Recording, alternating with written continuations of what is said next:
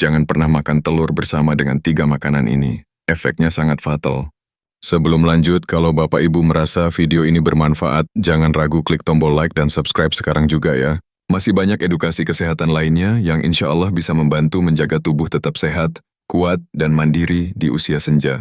Jangan lupa tulis di kolom komentar Bapak Ibu usia berapa dan tinggal di kota mana, supaya kita bisa saling menyapa dan mendoakan satu sama lain. Assalamualaikum warahmatullahi wabarakatuh. Bapak, Ibu yang saya hormati, semoga selalu diberi kesehatan, kekuatan, dan kebahagiaan dalam menjalani hari-hari di usia yang penuh berkah ini. Setiap pagi di berbagai rumah di Indonesia, kita sering melihat pemandangan yang serupa, telur dadar hangat, sepiring nasi atau roti, dan segelas teh manis. Sederhana, mengenyangkan, dan terlihat sehat. Tapi tahukah Bapak Ibu bahwa kombinasi makanan ini bisa jadi bumerang bagi tubuh, terutama di usia 60 tahun ke atas? Saya tidak bermaksud menakut-nakuti. Justru sebaliknya, saya ingin mengajak Bapak dan Ibu untuk melihat kembali kebiasaan makan kita dari sisi yang lebih bijak. Karena banyak dari kita yang merasa sudah makan cukup, sudah makan sehat, tapi masih saja merasa lemas, gampang pusing, atau jantung berdebar tanpa sebab yang jelas. Bisa jadi penyebabnya bukan pada apa yang kita makan, tapi pada bagaimana kita menggabungkannya. Mari kita mulai pagi ini dengan satu pertanyaan sederhana tapi penting. Bapak Ibu, kapan terakhir kali kita memperhatikan pasangan makanan yang kita konsumsi? Bukan hanya jenisnya, tapi waktunya dan bagaimana mereka berinteraksi di dalam tubuh. Karena bisa jadi makanan yang sehat jika dimakan sendiri. Justru saling meniadakan manfaatnya kalau dikonsumsi bersamaan. Perkenalkan, saya Dr. Arif Pratama. Sudah lebih dari 2 dekade saya mendampingi pasien lansia dari Temanggung, Klaten, Gresik, sampai Tanah Bugis. Saya belajar satu hal penting seringkali yang membuat tubuh kita melemah bukan karena kekurangan makanan, tapi karena tubuh gagal menyerap gizinya secara maksimal. Dan salah satu penyebab yang sering saya temui adalah kesalahan dalam menggabungkan telur dengan 3 jenis makanan tertentu. Hari ini saya akan membagikan 5 kombinasi makanan yang sebaiknya dihindari saat makan telur, karena bisa berdampak buruk terhadap penyerapan gizi, kekuatan otot, bahkan kesehatan jantung. Mari kita bahas satu persatu lengkap dengan contoh nyata dari pasien yang pernah saya tangani. Sekarang mari kita mulai. Kesalahan pertama, makan telur bersamaan dengan susu atau produk tinggi kalsium. Banyak lansia yang memulai pagi dengan niat baik. Telur rebus lalu ditutup dengan segelas susu hangat. Kelihatannya sehat dan memang niatnya pun sehat. Namun seringkali tubuh tidak bekerja seperti yang kita bayangkan. Telur memang kaya akan zat besi, sementara susu mengandung kalsium yang tinggi. 2 zat ini sama-sama penting, tapi justru bisa saling mengganggu bila dikonsumsi bersamaan. Zat besi dari telur memiliki jalur khusus untuk diserap di usus. Nah, kalsium dari susu atau keju menggunakan jalur yang sama. Ketika keduanya hadir dalam jumlah besar secara bersamaan, terjadi persaingan yang tidak terlihat oleh mata. Tubuh akhirnya lebih mudah menyerap kalsium dan zat besinya tersingkir. Akibatnya, meski sudah makan telur, manfaatnya tidak sepenuhnya sampai ke tubuh. Saya masih ingat pasien saya, Bu Sulastri, usia 64 tahun dari Gresik. Setiap pagi beliau sarapan dengan telur rebus dan susu murni. Tapi yang dikeluhkan setiap kali datang ke klinik adalah tubuhnya yang gampang lemas, sering pusing dan wajah tampak pucat. Setelah kami telusuri, ternyata pola makan pagi harinya menjadi akar masalah. Susu yang dikonsumsi bersamaan dengan telur membuat zat besi sulit diserap. Kami ubah satu hal sederhana. Telurnya tetap dikonsumsi pagi-pagi, tapi susu hangatnya digeser ke waktu sore sebagai camilan. Tak perlu menunggu lama, keluhannya berkurang dalam 2 minggu. Tubuh mulai bertenaga dan keluhan pusingnya menghilang. Itu artinya bukan makanannya yang salah, tapi waktunya yang kurang tepat. Jadi solusi untuk Bapak Ibu sangat sederhana. Beri jeda waktu 2 jam antara makan telur dan minum susu atau produk olahan kalsium lainnya, seperti keju atau yogurt. Dengan begitu, tubuh bisa menyerap zat besi dari telur secara maksimal, dan saat waktunya tepat, kalsium juga akan terserap tanpa harus mengganggu penyerapan zat lain. Coba Bapak Ibu renungkan, apakah selama ini setiap makan telur selalu ditemani dengan susu di pagi hari? Jika iya, mungkin inilah saat yang tepat untuk menata ulang kebiasaan itu. Bukan untuk menyulitkan, tapi agar setiap nutrisi benar-benar bisa dimanfaatkan oleh tubuh secara maksimal. Kesalahan kedua, makan telur bersamaan dengan teh atau kopi. Di banyak rumah tangga Indonesia, ada satu kebiasaan yang tampaknya sudah menjadi tradisi turun-temurun. Sarapan telur lalu menyeruput teh manis atau kopi hangat, rasanya nyaman. Apalagi kalau dinikmati di teras rumah sambil menghirup udara pagi. Tapi tahukah Bapak Ibu, bahwa kebiasaan ini diam-diam menghambat penyerapan nutrisi penting dari telur? Teh, terutama teh hitam dan teh hijau, mengandung zat bernama tanin. Sementara kopi mengandung kafein dan senyawa asam. Tanin ini punya sifat unik. Ia mudah mengikat zat besi dan zinc dari makanan seperti telur, lalu membentuk senyawa yang tidak dapat diserap tubuh. Akibatnya zat yang seharusnya memperkuat tubuh justru terbuang bersama feses. Kafein di dalam kopi juga punya dampak tersendiri. Selain bisa meningkatkan asam lambung yang tidak baik untuk lansia yang punya masalah kafein, juga mempercepat laju makanan di usus. Ini berarti tubuh tidak sempat menyerap protein dan vitamin-vitamin penting dari telur. Apalagi jika kopi dikonsumsi saat perut kosong, efeknya bisa lebih menyiksa lambung. Saya teringat Pak Ismail dari Banyuwangi, usianya 70 tahun. Beliau terbiasa sarapan telur ceplok lalu ditemani kopi hitam pekat. Tapi beberapa bulan terakhir beliau merasa mudah lelah, nafas pendek, dan kadang merasa dingin meski cuaca panas. Setelah kami ganti, kebiasaannya dengan memindahkan kopi ke jam 10 pagi, kondisinya membaik, tubuhnya lebih bertenaga, dan perutnya pun lebih nyaman. Solusinya mudah, jangan langsung minum teh atau kopi setelah makan telur, beri jeda waktu setidaknya 1 jam. Dan jika Bapak Ibu ingin minuman hangat, bisa pilih air jahe, air jeruk hangat, atau teh herbal yang lebih ramah untuk tubuh. Minuman seperti ini justru bisa membantu penyerapan zat besi dari telur. Jadi Bapak, Ibu, kalau selama ini merasa sudah makan telur tapi tubuh masih lemas, coba periksa kembali apakah telur itu selalu ditemani teh atau kopi. Mungkin sekarang waktunya kita beri sedikit jarak agar manfaatnya terasa penuh. Kesalahan ketiga, makan telur bersama serat kasar dalam jumlah besar. Banyak lansia sadar akan pentingnya serat untuk pencernaan. Itu sangat baik. Tapi yang perlu diperhatikan adalah waktunya dan jumlahnya.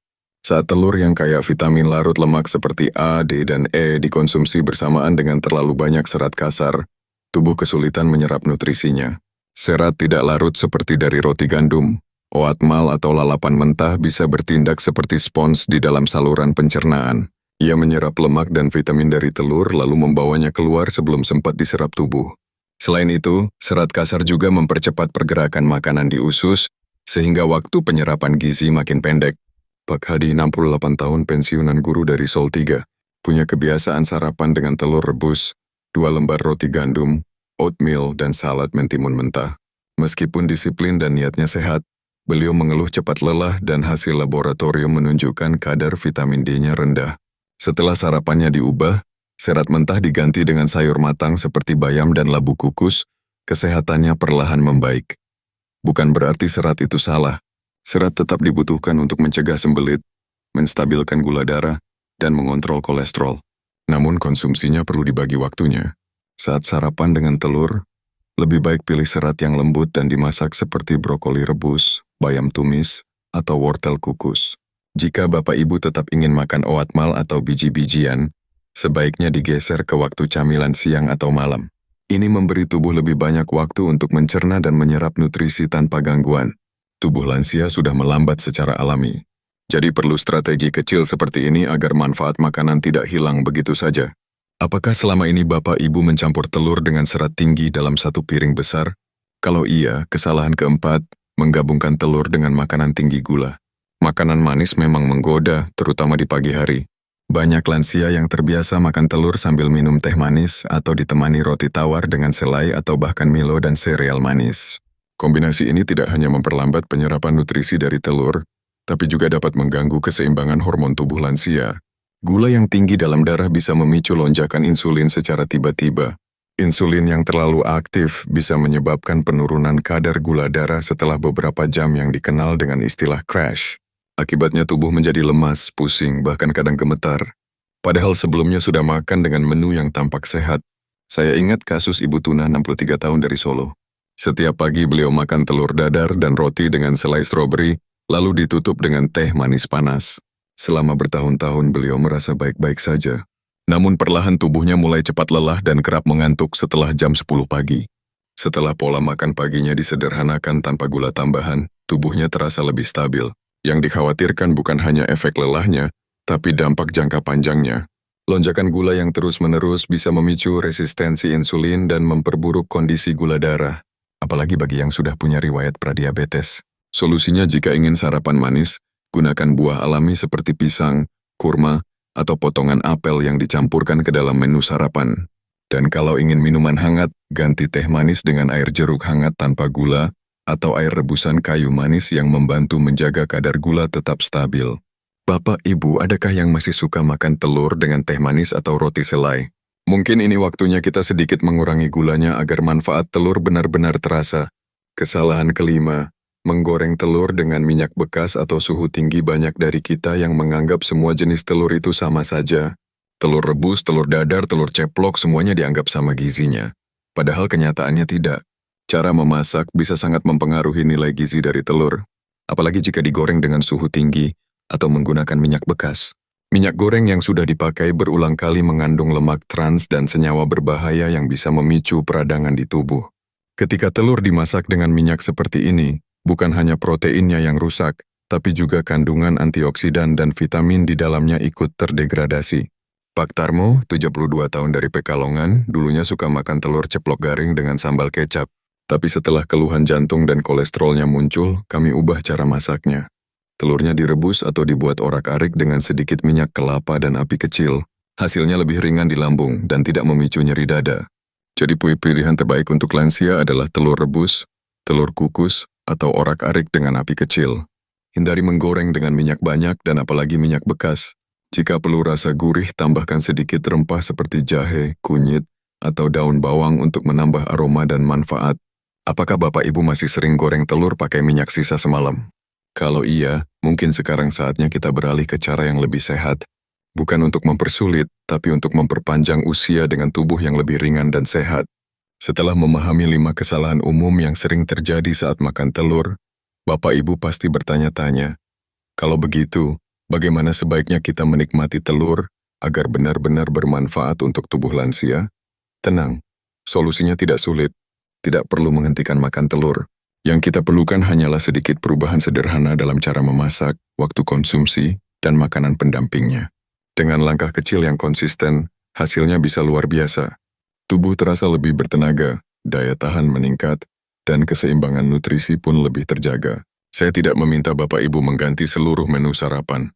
Cukup perhatikan 3 hal penting: waktu makan, kombinasi makanan, dan cara memasak. Dengan pola yang lebih terstruktur, tubuh akan jauh lebih mudah menyerap setiap manfaat dari telur yang Bapak Ibu konsumsi. Jadi mari kita bahas 3 langkah praktis yang bisa langsung diterapkan mulai besok pagi. Seperti yang telah kita bahas, susu, teh, dan kopi adalah 3 hal yang paling sering mengganggu penyerapan zat besi dan protein dari telur. Karena itu, beri jeda waktu minimal 1 hingga 2 jam. Sarapan dengan telur dan air putih hangat lalu minum susu atau kopi di jam berikutnya. Tubuh akan menyerap lebih banyak nutrisi tanpa persaingan zat yang saling berebut. Kalau Bapak Ibu suka minum teh di pagi hari, gantilah dengan teh herbal seperti jahe, rosella, atau air jeruk hangat. Selain tidak mengganggu, minuman ini justru membantu meningkatkan penyerapan zat besi dan menenangkan sistem pencernaan. Bapak Ibu bisa mulai menambahkan sayur matang seperti bayam, wortel kukus, brokoli, atau labu siam ke dalam menu telur. Vitamin dan serat dari sayur matang akan membantu tubuh menyerap vitamin A, D, dan E dari telur dengan lebih baik. Kalau ingin rasa yang lebih gurih, tambahkan sedikit irisan alpukat atau tomat yang kaya vitamin C. Vitamin C adalah kunci. Ia membantu penyerapan zat besi hingga 3 kali lipat lebih baik. Jadi jangan ragu memasukkan sumber vitamin C alami dalam piring sarapan. Bisa dari tomat, jeruk, paprika arbus, atau bahkan perasan lemon sedikit ke atas telur orak-arik. Telur tidak harus selalu digoreng. Telur rebus, kukus, po, atau orak-arik dengan api kecil adalah pilihan terbaik. Hindari minyak bekas atau minyak berlebih. Gunakan sedikit minyak kelapa atau minyak zaitun jika ingin mengorak-arik telur. Rempah seperti kunyit, jahe, atau daun kucai bisa ditambahkan untuk rasa sekaligus manfaat antiinflamasi. Bagi Bapak Ibu yang punya masalah lambung, cara rebus atau kukus akan jauh lebih bersahabat. Tekstur kuning telur tetap lembut dan putihnya matang sempurna. Tubuh akan jauh lebih mudah mencerna dan menyerap setiap nutrisi yang ada di dalamnya. Telur adalah salah satu makanan terbaik bagi lansia. Ia murah, bergizi tinggi, mudah diolah, dan bisa ditemukan di dapur manun. Tapi telur bukanlah makanan ajaib jika kita tidak tahu cara menikmatinya dengan benar.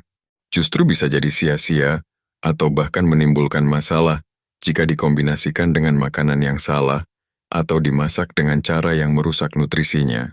Bapak Ibu, kita semua ingin tetap sehat, kuat, dan mandiri di usia senja. Kita ingin tetap bisa berjalan sendiri, ke masjid sendiri, bahkan tetap bisa menggendong cucu tanpa rasa takut terjatuh. Semua itu dimulai dari apa yang kita masukkan ke dalam tubuh setiap hari. Dan telur bila dimanfaatkan dengan bijak bisa menjadi sahabat terbaik untuk itu. Jadi mari kita mulai kebiasaan baru, bukan dengan mengubah segalanya, tapi cukup dengan menyesuaikan sedikit demi sedikit.